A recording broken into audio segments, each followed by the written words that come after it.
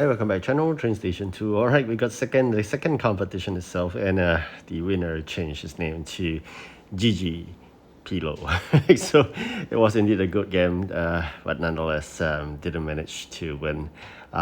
Relatively difficult to win because really the competitor is just too fast for me.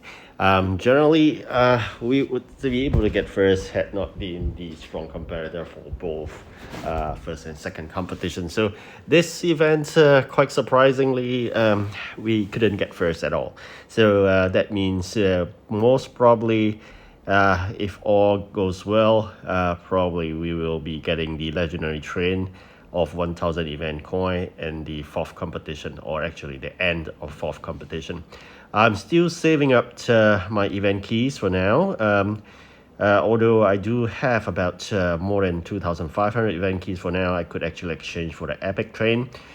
Decided not to do so, but instead keep it for the 4,000 event keys legendary. I think end of the day, that is the key to winning. With that, we can unlock this special job that gives 100 EP, and with that, we will be able to claim the winning goal of getting first, hopefully, and we could get that another legendary of 1000 event coin by the end of fourth competition. So all things goes well, if we have saved enough, probably my guess, we could get another epic train at the end of the sixth competition. If not, then probably could exchange for one rare, one common, and if possible, the special bidding. Otherwise, everything going to parts. Extra coins definitely goes to exchanging the coin packs. There's only 10, and then remaining go to parts as well. The trick about doing all this train upgrades or electric trains is about doing the upgrade in the earlier region. So that makes things so much cheaper compared to if you do the current region upgrade. So just got to bear in mind whenever there's an airport event or seaport event that allows you to claim previous region trains, always claim those low region, if possible, region 1 or 2. Claim if you want common, rare, epic, legendary, all types as well. So that will allow you to do the upgrade challenge easily or cheaply, right? So that being said, of course, we do need to save some gold and parts, but that is definitely when you have sufficient into upgrade the batch trains. Bear in mind, batch trains do have additional tank capacity during the event itself. Post-event, the tank capacity will be obsolete.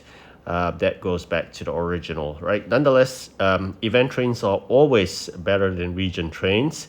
They have higher capacity, so definitely a boost to your fleet if you have a lot of event trains. And the most precious one definitely would be the legendary train. So I collect a huge amount or in my fleet legendary event trains. That gives the boost whenever you need to fight in competition like this. So there's a priority or a job priority in the union. It apparently is tested with my union members. This is a union priority, all right? So it's not your individual priority, and it makes sense to be a union priority because end of the day, this is a union job.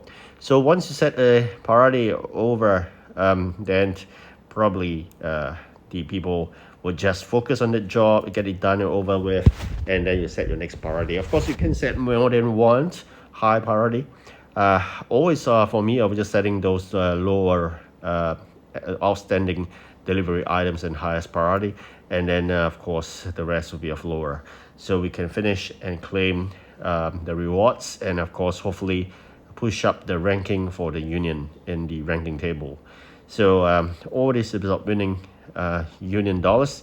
As usual, union dollars, you put it into your boost for your batch trains. So that is really precious commodity, and of course not to be forgotten. Gold is left with 361. Quite pathetic, but that's the game whereby you just need to spend to upgrade.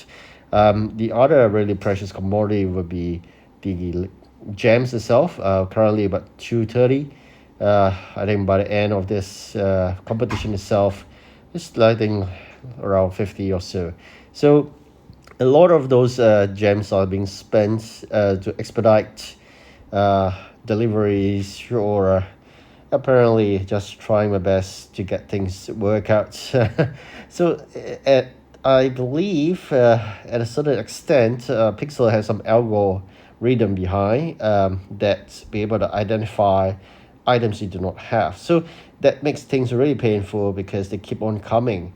And I just find that the amount of items being asked upon at the early onset of the second competitions is not very reasonable, right? So this is the original name of the winner. Then of course managed to change it at the last moment just to tease, or actually find a good game. So it's a GG P.LOH, right? So it was a definitely a very good fight, but. How I wish he doesn't exist, right? So, but that again was a really good fight, of course. Union dollars need to be spent on upgrading the boost of tent to the batch trains, but you have to earn it, like I said. So you really have to participate into the union play. Union play will require union items, and that is only exchange for the normal items. So you have to have a lot of those in order to exchange for a bit of the union items and then send them delivered. I didn't really invest a lot of time or effort into doing those because it's relatively tough at my level. I'm really glad that we have a good union member that actually able to participate in the union play. And with all this, that would allow us to climb that union ranked chart itself. So back to collecting gold. In generally every 4 hourly, we'll collect a good amount of gold, and that needs to be done before you send the dispatches for other deliveries or collection of materials. So in terms of the items, you got to bear in mind some need some more time. So you really have to prioritize in terms of what you need to get first, because end of the day, if you have a huge warehouse, that wouldn't be really a concern. But with tiny warehouses, the only way of doing things is to plan well so that you do not clog up your warehouse capacity.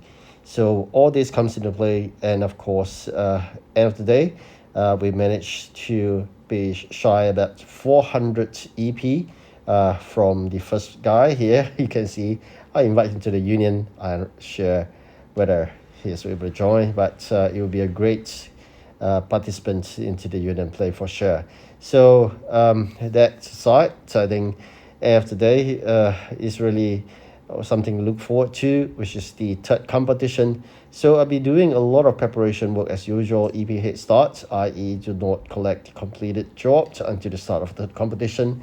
Going to start late as usual, about 10 to 12 hours late, and you're going to have heaps and heaps of event raw materials being collected, sitting in the warehouse together with the event manufactured items. So that's the preparation work you need to do during the 1 day break between competitions. So with all these preparations, you got to pray that you do not hit with a really strong competitor as well. So I've been hit twice. Hopefully the third and the fourth, we can eliminate those tough competitors, and we should be able to claim our legendary train really soon.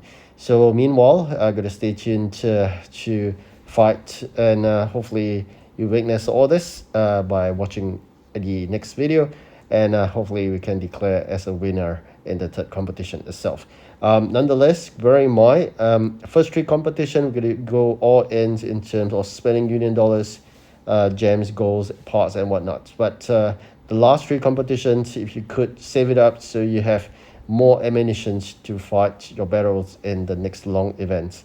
In between long events, there'll be short events that normally what you could do is to focus in building your region, complete the region jobs, get the factories out, or special materials, or even additional dispatches. All this need to be done during the mini events. Of course, you can participate, but I will say the return of investment of your time in doing those is relatively low compared to long events like this. So all this into consideration, I'll always focus on building the region. All right, thank you so much for watching. Do like and subscribe, and do take care. Goodbye.